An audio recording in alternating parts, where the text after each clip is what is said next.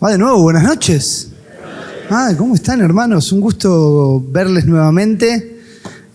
Quiero primero mandar algunos saludos. Saben que son una iglesia que valoramos y que amamos mucho en Cristo, con la familia, así que saludos de la esposa, de los hijos y saludos de la iglesia. Hoy fue un día particular. Yo casi nunca paso a predicar con campera, pero les voy a contar algo del día de hoy. Hoy tuve una salida de convivencia con el colegio, uno de los colegios donde estoy trabajando, y como sabía que tenía poco tiempo entre la salida y venir a predicar, me fui cambiado como para predicar. Pero en la salida de convivencia hubo que ayudar con la parrilla. Así que estoy ahumado. Hoy soy un predicador ahumado. Así que no llegaba a volver a casa. Así que dije, ¿qué hago? Encontré una remera en el fondo de la mochila. Me la puse, le queda media cortita. Así que dije, bueno, un poco la campera y un poco mucho perfume. Así que si me saludás al final de la reunión y te da como hambre de comer asado, ya sabes por qué es. Pero es un gusto, hermanos, es un gusto tenerles y tener la oportunidad y el privilegio de abrir la palabra. Espero haber entendido bien. Si entendí mal, igual no importa. Históricamente, siempre que veníamos los jueves a la iglesia de Roosevelt era con tema. Pero esta vez fue libre el tema. Espero que haya sido correcto, ¿no? Que digas, no, en realidad tenías que hablar del sacerdocio de Melquisedec. No, bueno. Hechos capítulo 12, hermanos queridos. Vamos a, dejando los saludos de lado, concentrarnos en lo importante, y lo importante es el Señor y su palabra. Mientras buscás Hechos capítulo 12, pude llegar para escuchar la oración o las oraciones de varios hermanos, y me quedo con algunos motivos que me llevaré para casa, aún de hermanos que quizás no conozco sus rostros, o que por ahí conozco sus rostros pero no uno los rostros con los nombres. Y qué bendición cuando oramos. Algo que valoro y agradezco mucho a Dios de estos últimos años en la iglesia allí en Villa Celina, es que somos una iglesia, siempre la describo de la misma manera, muy informal, muy. Y eso hace que, por ejemplo, muchos domingos interrumpamos diferentes momentos del culto para orar. Y me parece tan importante. Me parece tan importante que podamos entender el valor y la prioridad de la oración. Y como muchas veces, a pesar de que, les digo lo que nos pasa a nosotros, a pesar de que el culto de domingo tiene un orden establecido, muchas veces lo frenamos o lo cambiamos para orar. A veces no tiene que ver con un pedido específico, no es que hay alguien que se enfermó o un accidente que ocurrió en la vereda, sino esta dinámica como iglesia de salir de nuestro lugar y juntarnos con otro hermano, con otra hermana, a orar. Hoy voy a compartir de eso, de la oración. En una porción, Hechos capítulo 12, que me conflictúa en algunos puntos. Es una bendición que la palabra nos conflictúe. Yo creo que Dios tiene en su pedagogía perfecta y a través de la obra de su Espíritu esta misión también en nosotros de que la palabra genere un conflicto. Vos y yo no venimos a escuchar un sermón y decir, que estuvo lindo, vamos a casa. Venimos a que Dios nos confronte, nos anime, nos ponga entre la espada y la pared, y podamos, a la luz de su verdad, en la obra del Espíritu, reitero, contrastar nuestra vida y ver cuánto de eso hay. Ver cuánto de eso está sucediendo. Y en este ánimo que solo puede venir de Él, cuando nos damos cuenta que esto no está o no está sucediendo, el Señor, como Maestro perfecto, va usando la palabra al Espíritu, a su iglesia, para ir guiándonos a que la vida esté y sea lo que debe ser. Hechos 12, voy a dar lectura de la primera porción del capítulo. Dice Hechos 12:1, en aquel mismo tiempo el rey Herodes echó mano a algunos de la iglesia para maltratarles y mató a espada a Jacobo, hermano de Juan. Y viendo que esto había agradado a los judíos, procedió a prender también a Pedro. Eran entonces los días de los panes sin levadura. Y habiéndole tomado preso, le puso en la cárcel, entregándole a 4 grupos de 4 soldados cada uno, para que le custodiasen, y se proponía sacarle al pueblo después de la Pascua. Así que Pedro estaba custodiado en la cárcel, pero la iglesia hacía sin cesar oración a Dios por él. Y cuando Herodes le iba a sacar aquella misma noche, estaba Pedro durmiendo entre 2 soldados, sujeto con 2 cadenas, y los guardas delante de la puerta custodiaban la cárcel. Y aquí que se presentó un ángel del Señor, y una luz resplandeció en la cárcel, y tocando a Pedro en el costado le despertó diciendo: levántate pronto, y las cadenas se les cayeron de las manos. Le dijo el ángel: cíñete y átate las sandalias, y lo hizo así. Le dijo: envuélvete en tu manto y sígueme. Y saliendo le seguía, pero no sabía que era verdad lo que hacía el ángel, sino que pensaba que veía una visión. Habiendo pasado la primera y la segunda guardia, llegaron a la puerta de hierro que daba a la ciudad, la cual se les abrió por sí misma, y salidos pasaron una calle, y luego el ángel se apartó de él. Entonces Pedro, volviendo en sí, dijo: ahora entiendo verdaderamente que el Señor ha enviado su ángel y me ha librado de la mano de Herodes y de todo lo que el pueblo de los judíos esperaba. Y habiendo considerado esto, llegó a casa de María, la madre de Juan, el que tenía por sobrenombre Marcos, donde muchos estaban reunidos orando. Fíjate cómo la narrativa está atravesada por estos conceptos. Verso 5 dice: Pedro estaba custodiado en la cárcel, pero la iglesia hacía sin cesar oración a Dios por él. Fíjate lo que dice el verso 12: habiendo considerado esto, llegó a casa de María, la madre de Juan, el que tenía por sobrenombre Marcos, donde muchos estaban reunidos orando. Cuando llamó Pedro a la puerta del patio, salió a escuchar una muchacha llamada Rode. Vos conocés la historia, ¿no? Dice: la cual, cuando reconoció la voz de Pedro, de gozo no abrió la puerta, sino que corriendo adentro dio la nueva de que Pedro estaba a la puerta, y ellos le dijeron: claro, hermana, estuvimos orando. No dice así, ¿no? ¿Qué le dijeron estos muchachos? ¿Estás loca? Cállate, piba, ¿estás loca? Dice: estás loca, pero ella aseguraba que así era. Entonces ellos decían: peor, ¿no? Es su ángel. Mas Pedro persistía en llamar, y cuando abrieron y le vieron, se quedaron atónitos. Pero él, haciéndoles con la mano señal de que callasen, les contó cómo el Señor le había sacado de la cárcel, y dijo: haced saber esto a Jacobo y a los hermanos. Y salió y se fue a otro lugar. Amado Padre, necesitamos escuchar tu voz. Padre, no necesitamos ni queremos palabras humanas, ocurrencias humanas. Necesitamos en esta hora una obra de tu Espíritu. Padre, clamamos para que perdones, para que quites, para que corras de en medio cualquier pecado, cualquier pensamiento que haga que tu pueblo en este lugar no escuche tu voz. Líbranos del cansancio, de la distracción. Danos la gracia de que nuestros corazones puedan ser tierra fértil para escucharte. Necesitamos de ti, Padre, te lo pedimos y te agradecemos en el nombre de Cristo Jesús. Amén. Enseñanzas breves, hermanos. La primera la encontramos del verso 1 al 5. Yo voy a resumirlo. Verso 1 menciona a Herodes, que empieza una persecución, y casi como al pasar tenemos el verso 2. Dice: y mató a espada a Jacobo, hermano de Juan. ¿Y por qué digo casi como al pasar? Lo están ahí, digo, están mirando para allá, quedaron hipnotizados, no, está bien. ¿Por qué digo casi como al pasar? Porque la Biblia menciona al pasar algo que debe haber sido muy choqueante para los discípulos. Vamos con las preguntas, porque hoy es jueves por la noche. ¿Trabajaron hoy? Menos mal, ¿no? Tenían cara de vagos, pero me sorprendieron. ¿Cuántos discípulos tenía el Señor? ¿El grupito más cercano? 12, ¿no? De los 12 vamos a sacar uno, que fue un traidor, se llamó Judas. ¿Nos quedan?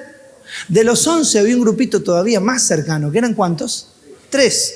Uno se llamaba Pedro, el otro se llamaba, y el otro se llamaba. De estos 3, primer persecución de arranque, Hechos capítulo 12, uno de los 3, lo matan. Dice verso 2, mató a espada a Jacobo, hermano de Juan. Y dice el verso 3, y viendo que esto había agradado a los judíos, procedió a prender también a Pedro. Claro, pareciera que este gobernante impío, que encima de parte de madre era descendiente o medio pariente de los judíos macabeos, se llamaba Herodes, no solo va a matar a uno de los tres, y no es como una escaramuza y lo mataron, no, lo metieron prisionero y lo ejecutaron a Jacobo. Y entonces, como ve que esto le da cierto prestigio con los judíos, dice, vamos a encarcelar uno más, Pedro. Y el verso 5 dice, así que Pedro estaba custodiado en la cárcel, pero la iglesia hacía sin cesar oración a Dios por él. Primera enseñanza, hermanos, en cuanto a la oración. La oración nos enseña a encontrar en el Señor al cual oramos refugio. Interesante pensar en la oración y en esta porción. Es bien rara la porción. Porque claro, hay alguien encarcelado y la iglesia ora. ¿Quién estaba encarcelado? Pero no fue el primero. Antes, ¿a quién encarcelaron? A Jacobo. ¿Habrá orado la iglesia? Es una porción difícil, ¿eh? Yo les pido perdón a los que graban, me voy a volver. Van a escuchar una voz en off. Voy a intentar quedarme acá. Pero retomo para que lo pienses. La Biblia debería llevarnos a estos conflictos. ¿No oraron por Jacobo? A Jacobo lo mataron, hermano. Hermana, ¿no funcionó la oración ahí? La oración no es la garantía de que Dios responderá conforme a lo que yo quiero. Pero la oración es el refugio para el pueblo de Dios. El refugio que nos recuerda que nuestro Dios, pase lo que pase, es siempre igual. Si liberan a Pedro es bueno, y si matan a Jacobo es bueno. Y si oro por el cáncer y la hermana o el hermano se sana, es bueno. Y si el hermano o la hermana se muere, es bueno. Cuando pensamos en la oración, a veces lo hacemos desde un lugar bastante apartado a lo que la Escritura enseña. Necesitamos recordar, pero necesitamos recordarnos que la oración debería ser el refugio donde el pueblo de Dios recuerda quién es Dios. ¿Querés que nos lleven o ir por un instante? Acordate que tengo mucho olor a humo, así que estaba entre hablar de esto y los 3 amigos de Daniel en el horno de fuego. Pero decidí hablar de esto porque el del horno de fuego dije que salieron y no tenían ni siquiera olor a ¿qué? A humo. Así que dije, no puede ser. ¿Cómo se llamaban los amigos de Daniel?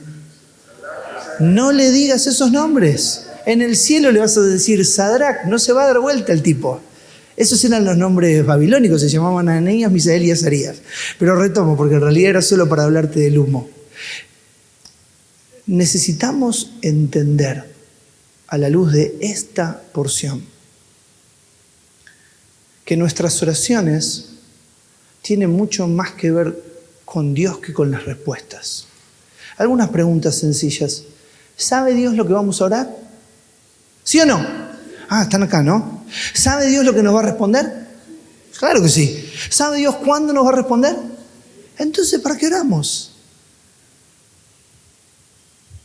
Y no hay ninguna disciplina espiritual a la que Dios le dé la prioridad que le da a la oración. Porque dice la Escritura, orad sin cesar. Entonces, si Dios sabe lo que le voy a pedir, sabe lo que Él me va a responder y sabe cuándo va a hacerlo, ¿por qué me dice que ore sin cesar? Porque hermano, hermana, la oración no es una receta para que Dios me responda. La oración es el refugio donde me encuentro con la persona de Dios, donde entiendo quién es Él y quién soy yo, donde mi vida es transformada y Él me enseña cosas grandes y ocultas que tú no conoces. Ahora quiero hacer la salvedad de ese texto que vos conocés mejor que yo. Está en Jeremías, ¿qué? 33:3, ¿viste?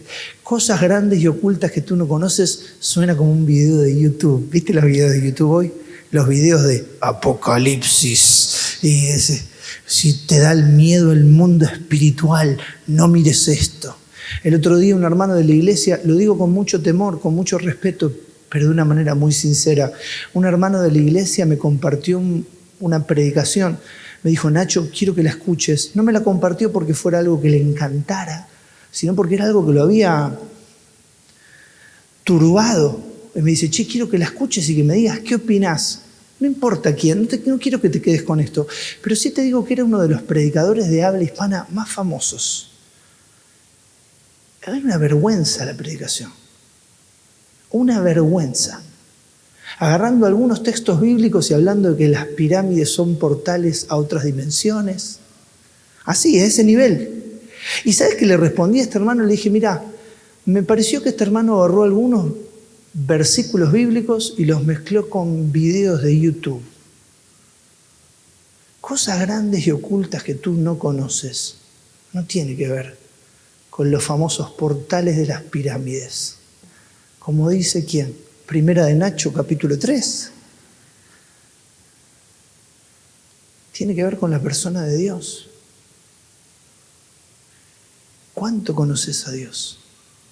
¿Cuánto deseamos conocer a Dios? Hermano, hermana, la oración es ese lugar donde estamos con Él. Y donde Él se nos revela conforme a su palabra, a través de su Espíritu, de una manera íntima, personal. Tal es así que esta iglesia nuevita en la fe, Hechos capítulo 12, había arrancado hacía, nosotros lo contamos en capítulos, ¿viste? Pero hacía un tiempo atrás. Que tenía en uno de sus líderes a Pedro, pero seguramente también a Juan y a Jacobo, y vio cómo a Jacobo se lo habían matado, le habían agarrado a Pedro, nada más y nada menos que a Pedro, y aún en medio de todo su dolor, de toda su preocupación, de toda su tristeza, hacía sin cesar oración a Dios por él. Cuando pienso en esto, yo quiero pedirte, poné algo en Hechos 12. Acompáñame a leer un salmo, Salmo capítulo 11. Un salmo, uno de los primeros salmos que memoricé en mi vida. He memorizado 150, no, mentira, no memoricé todos los salmos, pero este es uno de los salmos. Yo siempre los salmos que memoricé son cortitos, ¿viste? Y los versículos que más me aprendí, cortitos también. Por ejemplo, me sé Jesús lloró. Pero mira que dice el Salmo 11. Salmo 11, versículos 3 y 4. Interesantes estos dos versículos, Salmo 11, 3 y Salmo 11, 4. Dice, si fueren destruidos los fundamentos, ¿qué ha de hacer el justo? Ahora te lo releo, dice, si fueren destruidos los fundamentos, ¿qué ha de hacer el justo? ¿Pueden destruirse los fundamentos? Es complejo, ¿no? Porque los fundamentos, cuando pensamos en un edificio, es aquello que le da firmeza, aquello que le da sustento, aquello que hace que cuando venga la lluvia o el fuerte viento, esa casa no se caiga como la que está fundamentada en la arena. ¿Vos te acordás de esta parábola? Dice, si fueren destruidos los fundamentos, ¿qué ha de hacer el justo? Y dice el verso 4, Jehová está en su santo templo, Jehová tiene en el cielo su trono. Y de esta manera tan poética el Salmo responde la pregunta de una manera indirecta pero directa a la vez. ¿Sabés qué sucede aún si los fundamentos fueran destruidos? Dios no cambia. Él está en su santo templo, Él tiene en el cielo su trono. El resto del Salmo dice, sus ojos ven, sus párpados examinan a los hijos de los hombres. Jehová prueba al justo, pero al malo y al que ama la violencia, su alma los aborrece. Retomo porque necesito volver. Espero que hayas puesto algo en Hechos 12. Cuando pensamos en que la oración nos enseña acerca del refugio en el Señor, es este Dios en el que podemos refugiarnos, aun si aquello que consideramos como fundamento de la vida se destruye. Claro, yo espero que en este recorrido breve el Señor pueda animarnos a orar. Porque así como Él dice en su palabra que debemos orar, ¿cuándo? Sin cesar. Nada nos cuesta más que orar. Podemos leer mucho la Biblia, podemos estudiar mucho la Biblia, podemos visitar mucho, podemos discipular mucho, pero orar es algo que nos cuesta. Y viste que decís, hoy voy a orar un montón y te pones las pilas y decís, dale Nacho, vos podés. Orás y oraste por todos los hermanos, miraste el reloj y pasaron 3 minutos. Es un montón. ¿Cómo hago sin cesar? Bueno, quizás estemos abordando la oración desde un lugar distinto al que Dios espera que lo abordemos. Ahora, quédate tranquilo, no voy a hablarte de nada raro, ni de las pirámides, ni ningún video de YouTube. Vamos a Hechos 12 y sigamos el recorrido. Primer concepto, hay refugio. El Señor nos enseña sobre el refugio. Dice el verso 6. Yo voy a leerte el 6 y después voy a ir para atrás, ¿sí? Dice Hechos 12:6. Y cuando Herodes le iba a sacar, aquella misma noche estaba Pedro durmiendo entre dos soldados, sujeto con dos cadenas, y los guardas delante de la puerta custodiaban la cárcel. La primera enseñanza tiene que ver con el refugio, pero la segunda enseñanza tiene que ver con la paz. Hay algo muy curioso en el verso 6. Y yo primero voy a hacerte la pregunta media tramposa, pero seguramente la puedas responder, para después llevarte para atrás y explicarte por qué es muy curioso. Léete el verso 6 y decime, ¿qué te llama la atención del verso 6? No escuché, decime. Ahí está. Este hombre, casi digo este tipo, ¿estaba qué? Durmiendo. No sé si era el mejor lugar para dormir. Creería que no. Voy a explicarte algo todavía peor. Mirá lo que dice el verso 3. Y viendo que esto había agradado a los judíos, pregunto, ¿qué había agradado a los judíos? ¿Que lo había encarcelado a Jacobo? No. ¿Qué le había hecho a Jacobo? Lo había matado. Entonces dijo, ¿les gustó? ¿Quieren qué? Sangre. Como los videitos de YouTube, ¿viste? Estoy con los videitos de YouTube. Quieren sangre. Entonces, viendo que esto había agradado a los judíos, procedió a prender también a Pedro. Por eso sabemos que Jacobo también fue encarcelado. Claro, pero si Herodes seguía con la misma línea que le estaba dando popularidad entre las autoridades judías, ¿qué tenía que hacer acto seguido con Pedro? Matarlo. ¿Por qué no lo mata? Dice el verso 3. Porque eran los días de los panes sin levadura. Los días de los panes sin levadura, estos días alrededor de la fiesta de la Pascua, había ciertas cosas que se ponían en stand-by, que le ponían pausa. Una de esas cosas que se ponían en pausa, ¿sabes qué eran? Las ejecuciones. Entonces Herodes tenía toda la intención de hacer con Pedro lo mismo que había hecho con Jacobo, pero como eran los días de los panes sin levadura, y Herodes quería quedar bien ¿con quiénes? Con los judíos, no lo iba a matar a Pedro en un momento donde no se debía matar a nadie. Entonces, verso 4, le puso en la cárcel entregándole a 4 grupos de 4 soldados cada uno. ¿Cuántos soldados en total? Muy bien, son una iglesia muy rápida para las cuentas. Por lo menos 3 me respondieron. Otros me miraron con cara de pocos amigos como diciendo, este gordo que encima tiene olor a humo, lo huelo desde acá, ¿qué me va a andar haciendo preguntas? Bueno, no solo esperó, sino que le puso 16 soldados para que se turnaran y lo cuidaran. Así que Pedro estaba custodiado en la cárcel, verso 6. Y cuando Herodes le iba a sacar, ¿lo iría a liberar? No. ¿Sabés qué era? La última noche. ¿Sabés qué pasaba después de esa noche? Herodes lo iba a sacar, le iba a decir, muchacho, acá está, ¿vieron lo que dice Jacobo? ¡Fa! Y en ese contexto, el hombre está durmiendo entre 2 soldados. Sabemos o creemos que los soldados no roncaban, porque mi esposa siempre me dice que cuando alguien ronca no se puede dormir. No hay peor momento para dormir, Última noche en la cárcel, sabiendo que te van a matar. Y el hombre duerme como un bebé. Porque en la oración no solo hay refugio, hermanos, en la oración hay paz. Hay una paz que, como dice la Escritura, sobrepasa todo entendimiento. Hay una paz que, como dice el Señor, Él no la da como el mundo la da. Porque es una paz que viene de otro lado, es una paz de otra naturaleza. Es una paz que hace que el hombre que ya se sabe condenado a muerte y que ha estado esperando su ejecución por el simple hecho de que eran los días de los panes sin levadura, pueda dormir en medio de 2 soldados en una cárcel. Tal es así que lo viene a despertar y lo viene a molestar. ¿Quién? El ángel.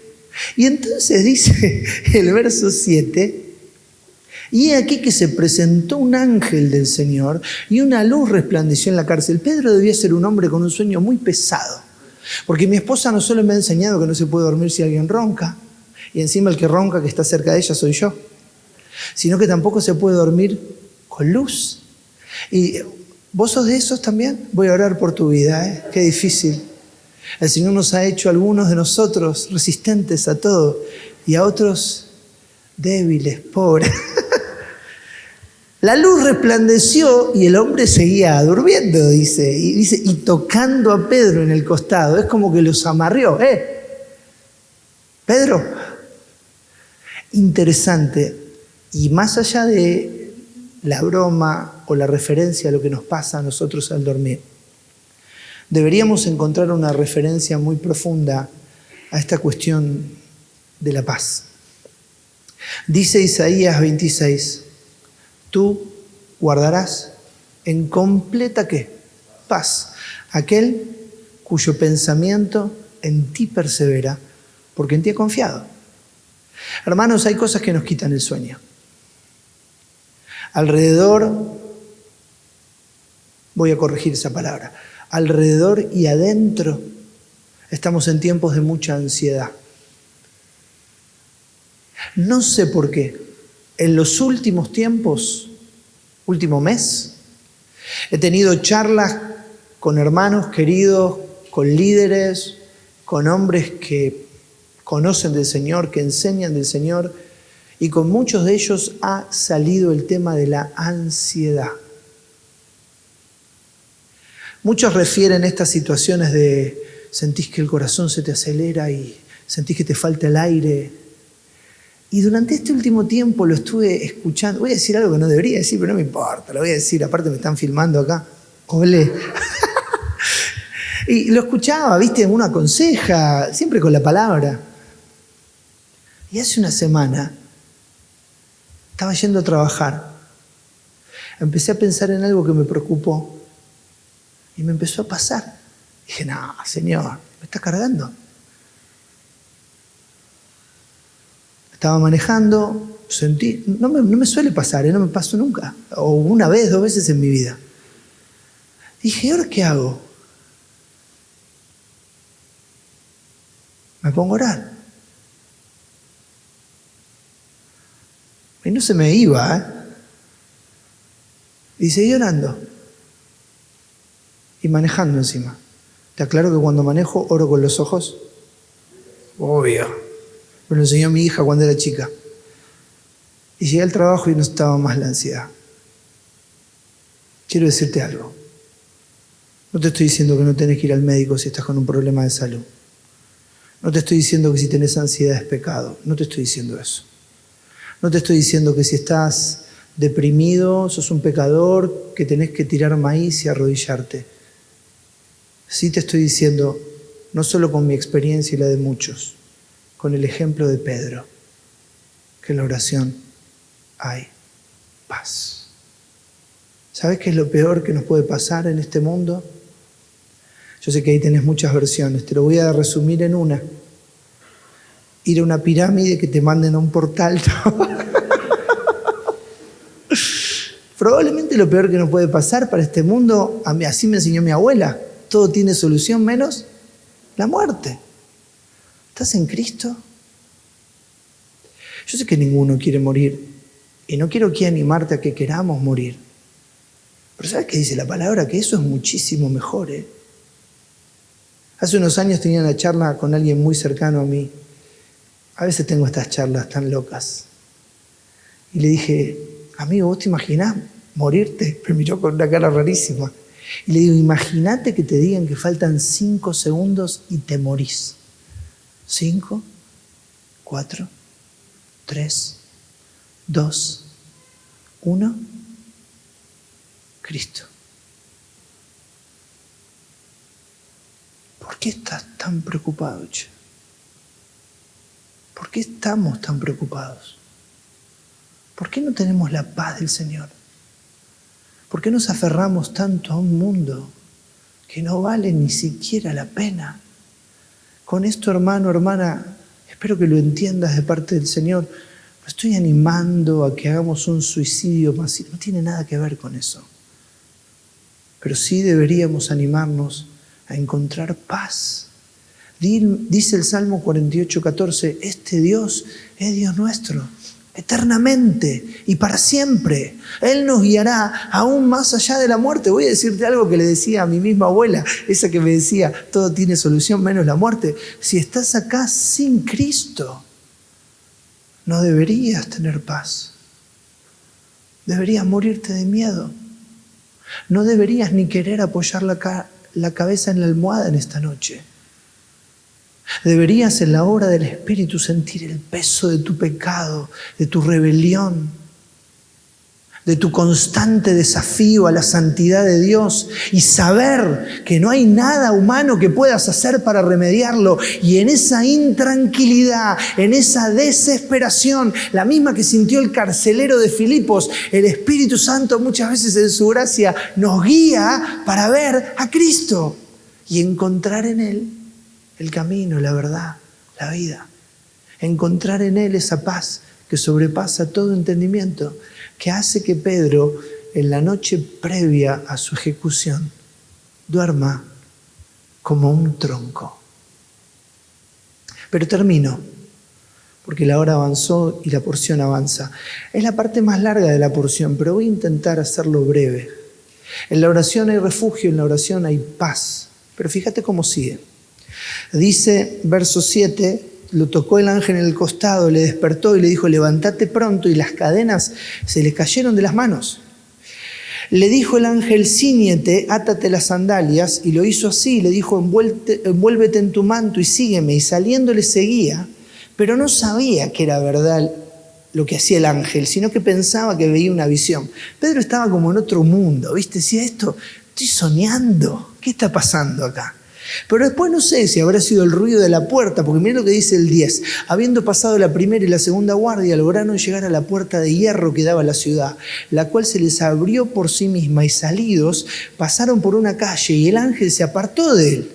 Entonces Pedro, volviendo en sí, dijo, ahora entiendo, verdaderamente el Señor ha enviado su ángel, me ha librado de la mano de Herodes y de todo lo que el pueblo judío esperaba. Viste que a veces decimos, bueno, no, ¿sabes por qué Dios no te responde la oración? Porque vos no tenés fe. Pedro no sabemos si estaba orando esa noche. Lo que sí sabemos bíblicamente es que ¿qué estaba haciendo? Durmiendo el tipo. Y no solo eso, cuando el ángel lo llevó, le dijo, atate las sandalias, ponete... Era un ángel que lo cuidaba, ¿viste? No hay ángeles femeninos, pero parece, le dice, ponete una mantita, abrigate. Y él, era una mamá, y él pensó, me lo estoy imaginando. Y no. Libre. Y llega a la casa, donde estaban todos orando. Y golpea. Y no lo atiende. Va a ver por la mirilla, ni siquiera, una muchacha que se llama Rode, que le damos duro a Rode. Le damos duro porque a veces no leemos este texto como lo deberíamos leer, porque dice el verso 14, la cual, cuando reconoció la voz de Pedro, de gozo no abrió la puerta. O sea, ¿Rode creyó que era Pedro? Sí. Lo que pasa es que tenía un gozo tan grande, ¿viste? Es como cuando tu esposa viene y te dice, no lavaste los platos, mi amor, es que tuve demasiado gozo. Tuve tanto gozo que no me... Ella de gozo no abrió la puerta, entró y le dijo, muchachos, hermanos, hermanas, está Pedro. Y ellos le dijeron, está loca. ¿Y cómo puede ser que a este grupo que ni siquiera cree, cuando tiene la respuesta, Dios le responde a la oración? Pero ¿querés una peor? No solo le dicen, está loca. Después le dicen, ella le dice, no, pero está Pedro. Estás loca, está Pedro. Debe ser su ángel. ¿Sabes que esa es una superstición judía? Los judíos creían que cada hombre y cada mujer tenía un ángel. No significa que no haya espíritu ministrador, no me vengas con la angelología. Yo estoy en el instituto bíblico, peor materia que vi, angelología. Está todo bien, mirate un videito de YouTube después de angelología, de las pirámides y los portales. Sí te digo algo, esta gente estaba orando y no creía nada. ¿Y entonces qué aprendemos? Bueno, que en la oración hay refugio, que en la oración hay paz, que en la oración hay gracia.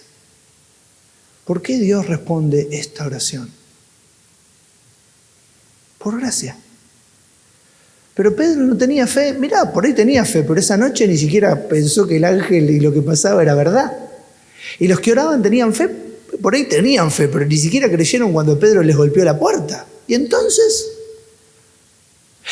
dónde quedan todos estos que dicen, no, ¿sabés por qué Dios no te responde? Porque vos no tenés fe. Claro, pero pida con fe, no dudando en nada. Sí, lo entiendo, conozco el texto. Podríamos enseñarlo y explicarlo. No es nuestro momento. Hay un componente importantísimo en la oración. La oración solo es posible en nuestra vida por gracia de Dios. Y cuando pensamos en esta última enseñanza, en este último componente, es interesante pensar en algunos textos que no necesitamos buscar. Dice la palabra que donde abundó el pecado, sobreabundó la gracia. Dice la palabra en 1 Pedro 5:10, voy a dejar que el hermano lo ponga, primero porque es rapidísimo. Es el hombre más rápido con una computadora, pero mira lo que dice este texto. Lo cantás este texto a veces, ¿no? Dice, más el Dios de toda gracia. Y ya ahí te leo la primera frase y ya está. La oración tiene este componente en donde nos encontramos con el Dios de toda gracia, que va a salvar a Pedro aunque cree que está soñando, que va a responderle a este grupo de personas que estaban orando pero ni siquiera creían que Dios podía liberar a Pedro. Estaban orando porque sabían que tenían que orar y porque querían refugiarse ahí, pero probablemente muchos de ellos pensaban que a Pedro le iba a pasar lo mismo que le pasó a Jacobo.